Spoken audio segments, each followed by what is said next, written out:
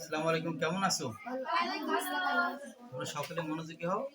তোমাদের এই বিজ্ঞান বইয়ের 38 পেজে যে গণিতটা আমরা সেই গণিতের যে অঙ্কটা আছে, বিজ্ঞান বই আগের যে গণিত বিজ্ঞান বই ছিল তার থেকে বর্তমানে একটু কঠিন আছে। কারণ আগে তোমার বিজ্ঞান শুধু কমার্স আর আর্টসের শিক্ষার্থীরা পড়তো এবং সায়েন্সের ছিল আলাদা, কিন্তু এবার 3 গ্রুপের স্টুডেন্ট যেহেতু নাই, সকলের বিবেচনা করে নরম মাঝারি শক্ত সব বিষয়ে যা তুলে ধরা হয়েছে, একটু কঠিন আছে। এখন যারা চেষ্টা করবো তারা ভালো পারবো, যারা চেষ্টা না করবো তারা কি ভালো পারবো? তাহলে আমরা আসি এবার আমাদের নবম বিজ্ঞান কত পেজের আলোচনা, 38 পেজের। প্রশ্নে একটা প্রশ্ন আছে, উদাহরণ এই প্রশ্নে নির্ণয় করতে বলছে কি আয়তন প্রসারণ সহগ। কি নির্ণয় করতে বলছে? তাহলে আয়তন প্রসারণ সহগের সূত্রটা কি? গামা। কি? Gamma equal v2 minus v1 ভাগ v1 into t2 minus t1। পাইছি? এই হলো আমাদের মূল সূত্র। আয়তন প্রসারণ সূত্র কি? v2 minus v1 v1 t2 minus t1। বুঝতে পারলাম? আরে এবার আসি, এখন আমাদের কার কার মান জানা দরকার এই অঙ্কটা সমাধান করার জন্য? তাহলে আমাদের এই আয়তন প্রসারণ সহগের সূত্র নির্ণয় করার জন্য কার কার মান জানা দরকার? v2। তাহলে v দ্বারা কি প্রকাশ করে? আয়তন প্রকাশ করে। এখানে সবকিছুর প্রথম আর শেষ আছে। বোর্ডের দিক তাকাও, তাহলে আমাদের যা কার কার মান জানা দরকার? v1 এর মান, v2 এর মান। v দ্বারা আয়তন প্রকাশ করে। আর জায়গা v দ্বারা v1 আর v2 মানে দুইটা আয়তন, একটা হলো প্রাথমিক আয়তন আর একটা হলো শেষ আয়তন। বোঝা গেছে? বা আদি আয়তন, পরবর্তীত আয়তন। আবার টি দ্বারা টেম্পারেচার, আয়তন ইংলিশ ভলিউম, সেজন্য আয়তন v1 v2 মানে ভলিউম, প্রাথমিক আয়তন v1, শেষ আয়তন v2 মানে ভলিউম। v দ্বারা ভলিউম মানে আয়তন, অপরদিকে টি দ্বারা টেম্পারেচার, প্রাথমিক তাপমাত্রা t1, শেষ তাপমাত্রা t2।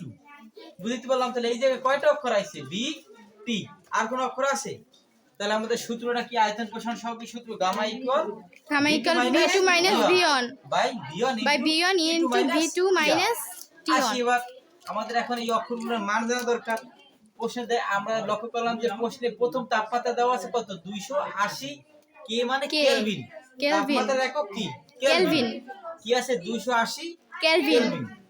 পরে এই কোন তাপমাত্রা? আদি মানে প্রাথমিক, সেজন্য কি দিছি? t1। আর প্রশ্নে আরেকটা তাপমাত্রা, শেষ তাপমাত্রা দেওয়া আছে প্রশ্নে 360। এটা কি তাপমাত্রা? t2। কার মান? একটা হচ্ছে t1 আর একটা t2। এটুকু বুঝাইতে পারলাম? জি আবার স্যার। আয়তন দুটো দেওয়া আছে, একটা প্রাথমিক আয়তন দেওয়া আছে প্রশ্নে 4L মানে লিটার। কত লিটার? 4 লিটার। বুঝতে পারছি? তাহলে কি গেল? v1 মানে প্রাথমিক আয়তন বা আদি আয়তন, v1 ইকুয়াল 4 লিটার। আর শেষ আয়তন কি? v2 ইকুয়াল কত? 4.0672 লিটার। এল মানে লিটার। এই কথা আমরা বুঝতে পারছি। এবার আমরা আসি আয়তনের সূত্রে রাখলাম আয়তন প্রসারণ সহগের সূত্র। প্রসারণ মানে কি? গরমে তাপ দেওয়ার পরে জায়গাটা যে প্রসারিত হয়, সেটা হচ্ছে প্রসারণ।